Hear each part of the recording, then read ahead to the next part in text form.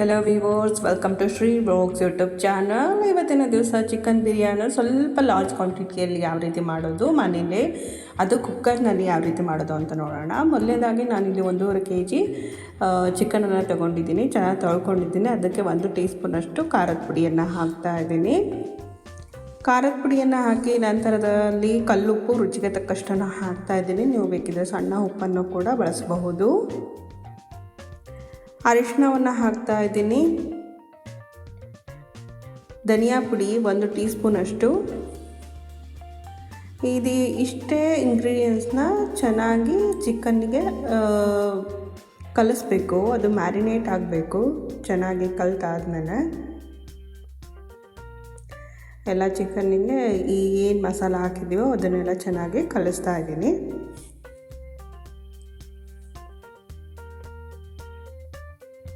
ಇದೆಲ್ಲ ಈಗ ಚೆನ್ನಾಗಿ ಕಲಿತಿದೆ. ಈಗ ಒಂದು ಅರ್ಧ ಗಂಟೆ ಚಿಕನ್ ಇದೇ ರೀತಿ ಮ್ಯಾರಿನೇಟ್ ಆಗಲಿಕ್ಕೆ ಬಿಡಬೇಕು. ಈಗ ಬಿರಿಯಾನಿ ಪ್ರಿಪ್ರೇಷನ್ಗೆ ಬೆಳ್ಳುಳ್ಳಿ 5 ರಿಂದ 6, ಶುಂಠಿ 1 ಇಂಚು,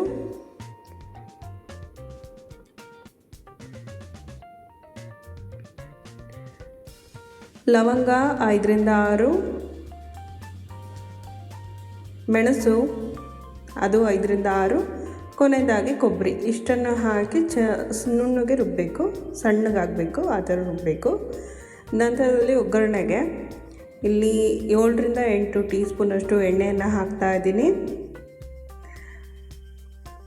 ಲಾರ್ಜ್ ಕ್ವಾಂಟಿಟಿಲಿ ಮಾಡ್ತಿರೋದ್ರಿಂದ ಜಾಸ್ತಿ ಆಯಿಲ್ ಬೇಕಾಗುತ್ತೆ.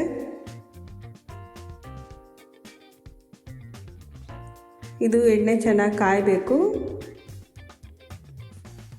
ಎಣ್ಣೆ ಚೆನ್ನಾಗಿ ಕಾದ ನಂತರ ಈರುಳ್ಳಿ, ಉದ್ದುದಕ್ಕೆ ಹೆಚ್ಕೊಂಡಿರೋಂಥ ಈರುಳ್ಳಿ 1-2 ಹಾಕ್ತಾ ಇದ್ದೀವಿ.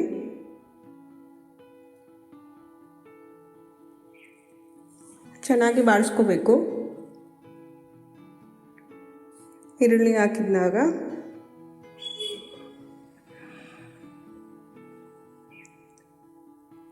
ಈರುಳ್ಳಿ ಚೆನ್ನಾಗಿ ಬೆಂದ ನಂತರ ಇನ್ನೂ ಬೆಂದಿಲ್ಲ ಈರುಳ್ಳಿ, ಆ ಹಂತದಲ್ಲಿ ಬಿರಿಯಾನಿ ಎಲೆ 3 ಹಾಕ್ಕೊಳ್ತಾ ಇದ್ದೀನಿ. ಇದನ್ನು ಬಿಗಿನಿಂಗಲ್ಲೇ ಬೇಕಿದ್ದರೆ ಹಾಕ್ಬೋದು.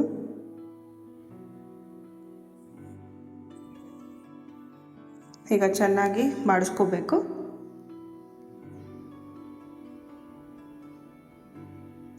ಈ ಹಂತದಲ್ಲಿ ಒಂದು ಸ್ವಲ್ಪ ಉಪ್ಪು ಒಗ್ಗರಣೆಗಾಗಿ ಮತ್ತೆ ಬಾಡಿಸ್ಕೋಬೇಕು.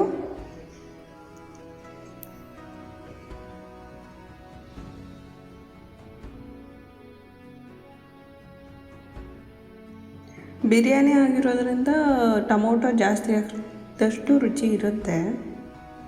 ಈಗ ಈರುಳ್ಳಿ ಬಂದಿದೆ. ಈ ಹಂತದಲ್ಲಿ 3 ರಿಂದ 4 ಟೊಮೊಟೊವನ್ನು ಹೆಚ್ಚಿ ಹಾಕ್ಕೊಳ್ತಾ ಇದ್ದೀನಿ. ಹಾಕಿ ಮತ್ತೆ ಬಾಡಿಸ್ಕೋಬೇಕು.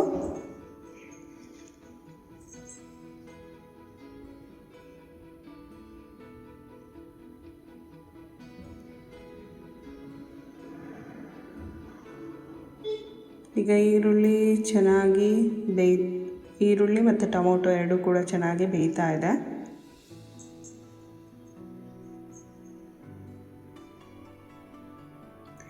ಈ ಹಂತದಲ್ಲಿ ನಾವು ಅರಿಶಿನ ಪುಡಿಯನ್ನು ಬಳಸ್ತಾ ಇದ್ದೀವಿ. ಚಿಕನ್ಗೂ ಕೂಡ ಅರಿಶಿನ ಪುಡಿಯನ್ನು ಹಾಕಿದ್ದೀವಿ.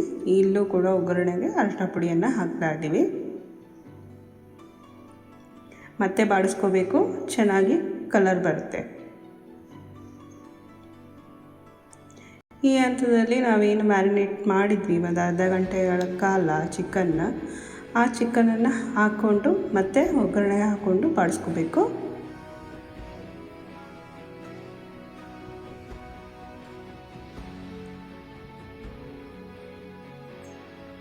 ಸ್ವಲ್ಪ ಚಿಕನ್ ಎಣ್ಣೆಯಲ್ಲೇ ಬೆಂದರೆ ರುಚಿ ಚೆನ್ನಾಗಿರುತ್ತೆ. ಸೊ ಎಣ್ಣೆಯಲ್ಲಿ ಚಿಕನ್ನು ಬೇಯಲಿಕ್ಕೆ ಒಂದು 5 ನಿಮಿಷಗಳ ಕಾಲ ಬಿಡೋದು. ಈ ಹಂತದಲ್ಲಿ ನೀರನ್ನು ಹಾಕ್ತಾ ಇದ್ದೀವಿ.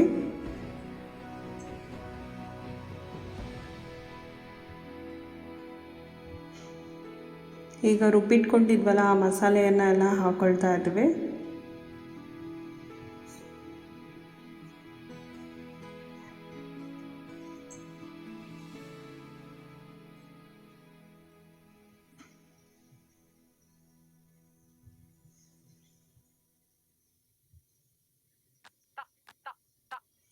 ಈಗ ಚಿಕನ್ನು ಮತ್ತು ಮಸಾಲವನ್ನು ಚೆನ್ನಾಗಿ ಮಿಕ್ಸ್ ಮಾಡ್ಕೊಳ್ಳೋಣ.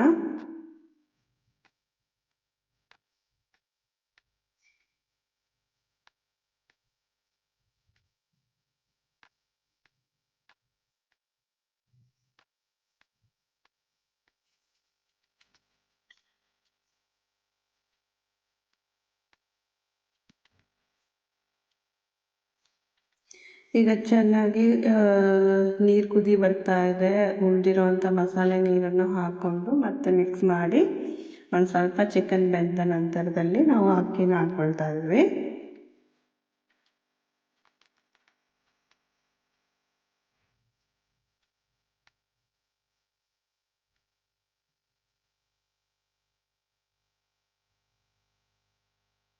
ಈಗ ಚಿಕನ್ ಕುದೀತಾ ಇದೆ.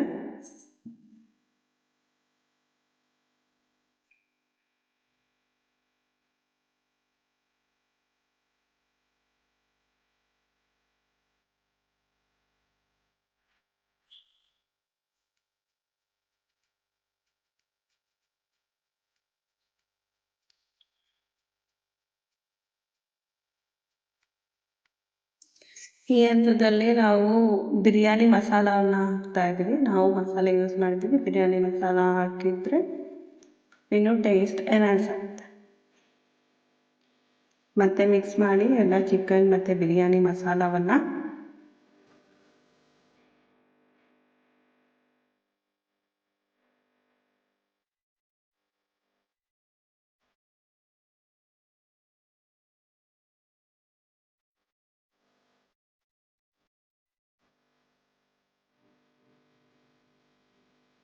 ಈಗ ಚೆನ್ನಾಗಿ ಕುದೀತಾ ಇದೆ ಚಿಕನ್ ಎಲ್ಲನೂ.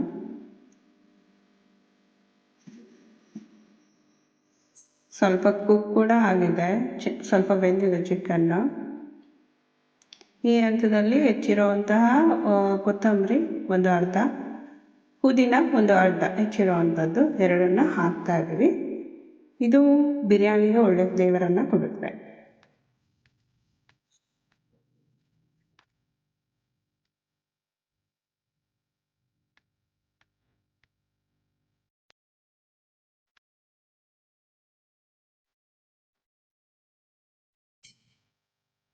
ಪುದೀನವನ್ನು ಹಾಕಿ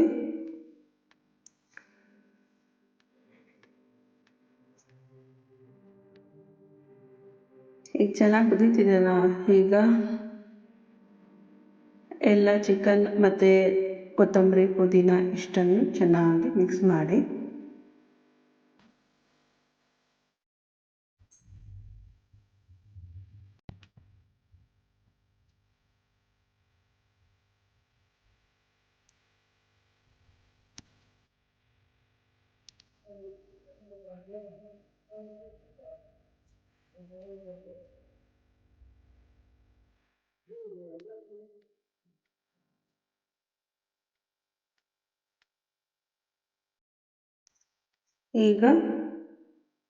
ಈಗ ಆಲ್ರೆಡಿ ಚಿಕನ್ನಲ್ಲೂ ಕೂಡ ಖಾರದ ಪುಡಿಯನ್ನು ಬಳಸಿದ್ದೀವಿ. ಈಗ ಬಿರಿಯಾನಿಗೆ 1 ಟೀ ಸ್ಪೂನಷ್ಟು ಖಾರದ ಪುಡಿಯನ್ನು ಬಳಸ್ತಾ ಇದ್ದೀವಿ. ಈ ಖಾರನ ನೀವು ಹೆಚ್ಚು ಕಡಿಮೆ ಮಾಡ್ಕೋಬೋದು ನಿಮ್ಮ ಖಾರಕ್ಕೆ, ಖಾರದ ರುಚಿಗೆ ಅನುಗುಣವಾಗಿ. ನಾವಿಲ್ಲಿ ಮೀಡಿಯಮ್ ಖಾರ ಮಾಡ್ತಿರೋದ್ರಿಂದ 1 ಟೀ ಸ್ಪೂನ್ ಖಾರದ ಪುಡಿ ಆಗಲಿ, ಇಲ್ಲಿ 1 ಟೀ ಸ್ಪೂನ್ ಖಾರದ ಪುಡಿ, 1 ಟೀ ಸ್ಪೂನಷ್ಟು ಧನಿಯಾ ಪುಡಿ ಬಿರಿಯಾನಿಗೆ ಹಾಕಿದ್ದೀವಿ. ಈಗ ತೊಳೆದಿಟ್ಕೊಂಡಿರೋಂಥ ಅಕ್ಕಿ 1/4 ಕೆ ಜಿಯಷ್ಟು ಅಕ್ಕಿಯನ್ನು ತೊಳೆದಿಟ್ಕೊಂಡಿದ್ದೆ. ಆ 1/4 ಕೆ ಜಿಯಷ್ಟು ಅಕ್ಕಿನ ನಾನು ಬಿರಿಯಾನಿಗೆ ಹಾಕ್ತಾಯಿದ್ದೀನಿ. ಚೆನ್ನಾಗಿ ಮಿಕ್ಸ್ ಮಾಡ್ಕೊಳ್ತಾ ಇದ್ದೀನಿ. ನಾನಿಲ್ಲಿ ಬಳಸಿರೋದು 5 ಕಪ್ನಷ್ಟು ಅಕ್ಕಿಯನ್ನು. 5 ಕಪ್ ಅಕ್ಕಿಗೆ ನಾನು ಇಲ್ಲಿ 10 ಕಪ್ನಷ್ಟು ನೀರನ್ನು ಬಳಸ್ತಾ ಇದ್ದೀನಿ, 1:2 ರೇಷಿಯೋದಲ್ಲಿ. ಈಗ ನೀರನ್ನು ಹಾಕ್ತಾ ಇದ್ದೀನಿ ಬಿರಿಯಾನಿ ರೆಡಿ ಆಗಲಿಕ್ಕೆ.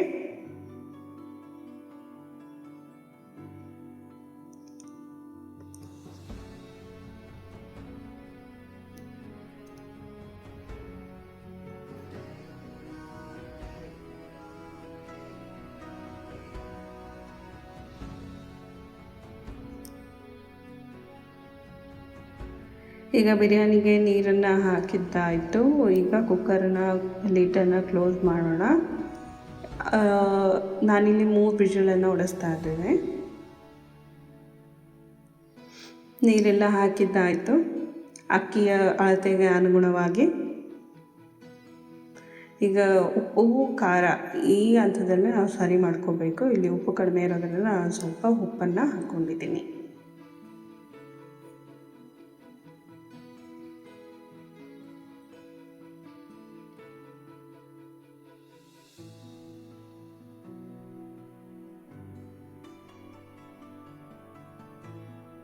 ಈಗ ನಿಂಬೆಹಣ್ಣು ಒಂದು ಅರ್ಧ ನಿಂಬೆಹಣ್ಣನ್ನು ಹಾಕ್ತಾ ಇದ್ದೀನಿ ಬಿರಿಯಾನಿಗೆ. ಹಾಕಿ ಮತ್ತೆ ಮಿಕ್ಸ್ ಕೊಟ್ಟು ಲಿಡ್ನ ಕ್ಲೋಸ್ ಮಾಡ್ತಾ ಇದ್ದೀನಿ.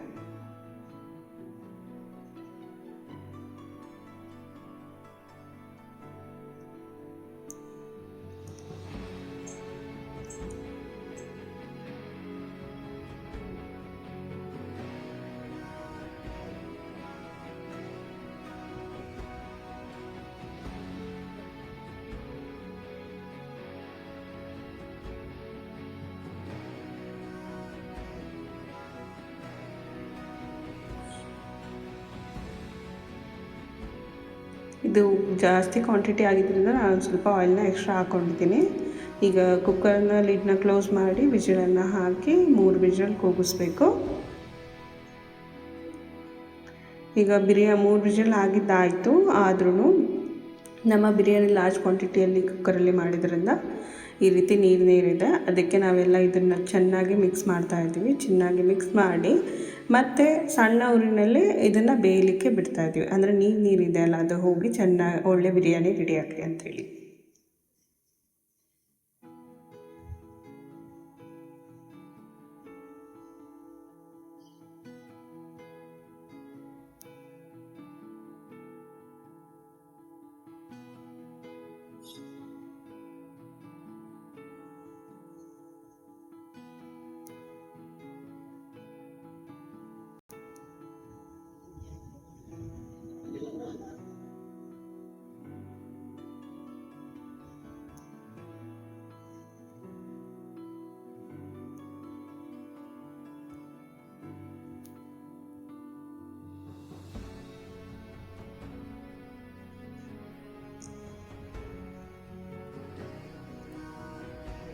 ಇದನ್ನು ಸಣ್ಣ ಉರಿಲಿ ಒಂದು 5 ನಿಮಿಷ ಬೇಯಲಿಕ್ಕೆ ಬಿಡ್ತಾ ಇದ್ದೀವಿ.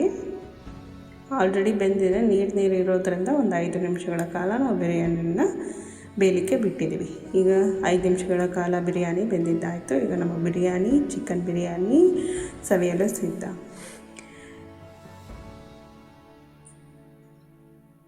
Please try this recipe. Keep watching my channel. Share the recipe. Thanks for watching. Please subscribe to my channel. Thank you.